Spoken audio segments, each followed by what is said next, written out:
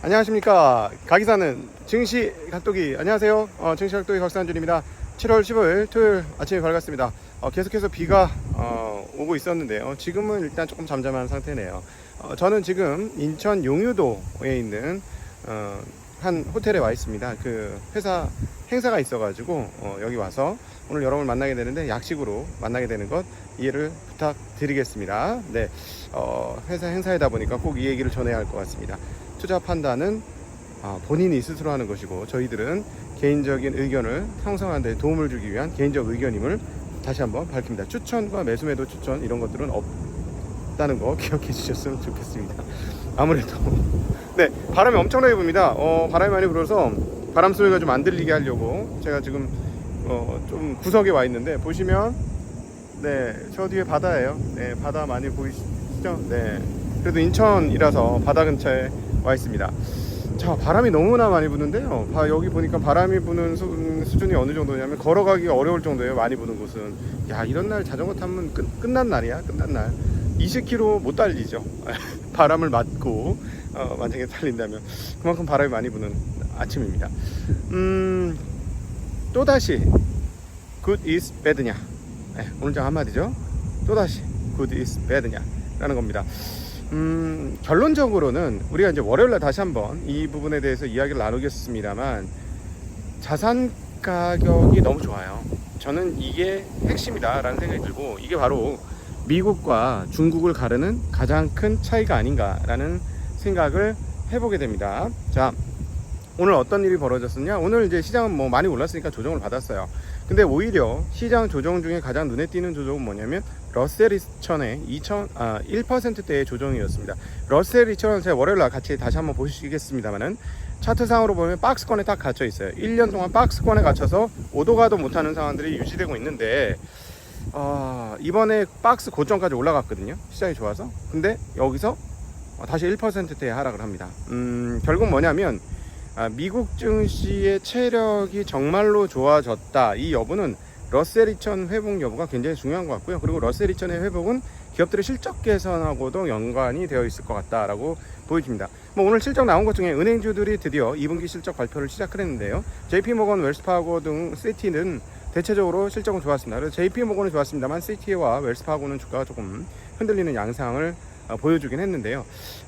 은행뿐만 아니라 중소형 기업까지도 실적이 좋을 수 있느냐 여부이고요. 이게 바로 미국 경기가 도대체 침체가 올 것이냐 말 것이냐에 대한 고민의 중요한 단서가 되지 않을까라고 생각이 되어집니다. 그런데 오늘 good is bad의 핵심적인 사항은 뭐냐면, 소비자 심리 지수가 너무 좋아요. 인플레이션 관련해서는 인플레이션이 계속 하강할 수밖에 없다라는 지표들이 오늘 또 나왔습니다. 수입 물가 지수가 굉장히 큰 폭으로 떨어졌고요. 수출 물가는 두 자릿수로 떨어졌습니다. 그러니까 수입 물가 지수가 떨어지고 있다라는 건 아무래도 앞으로 제품 가격이 비싸지 않을 것이다라는 것을 얘기하는 것이고, 그렇다면 미국의 인플레이션이 그동안 계속 떨어져 왔는데 이 추세가 유지될 것이다라는 걸 상상하게 해주죠. 그러니까 그렇다면 되게 안심할 수 있어요. 그런데 채권 시장이 지금 요동을 치고 있거든요. 채권 시장 완전히 저는 이제 이런 변동성이 막판에 이렇게 나오는구나 하고 깜짝 놀랐는데, 지난 며칠간은 어땠습니까? 무려 일주일간 30bp 이상 금리가 내리는 가격으로 따지면 대폭등을 했죠. 채권 시장 다 죽었다가 지옥에서 생활하는 흐름들을 보여주었습니다. 근데 오늘은 또 어떤가요? 약간 중기물 쪽에서의 문제인데요. 2년, 5년, 10년물의 문제입니다.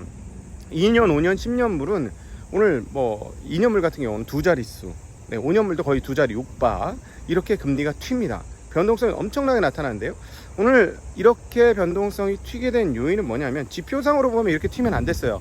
그런데 연준 인사들 중에 발언권과 투표권을 가지고 있는 사람이 어떤 발언을 하는지는 굉장히 중요합니다.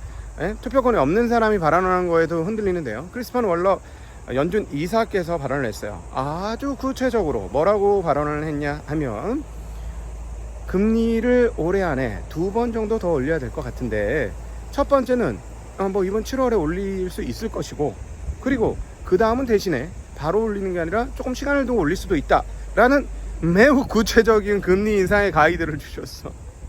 형 왜 그래?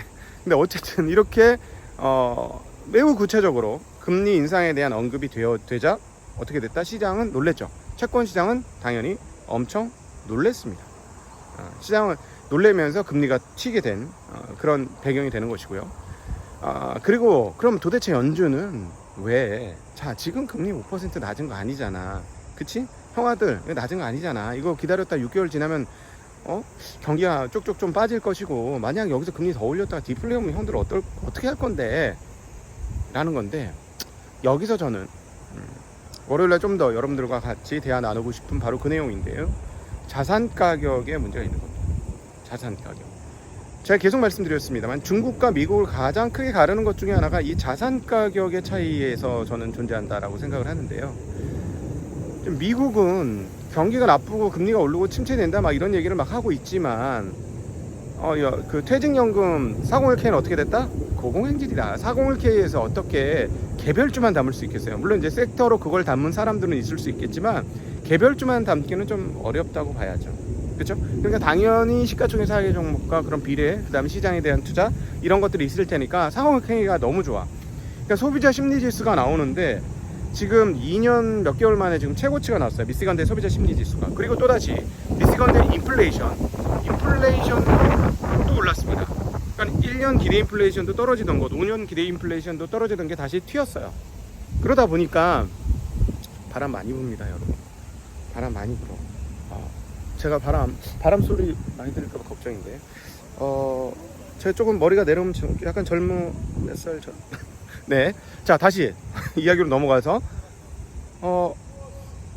그 기대 인플레이션도 올라가고 소비자 심리 지수는 굉장히 폭등을 합니다.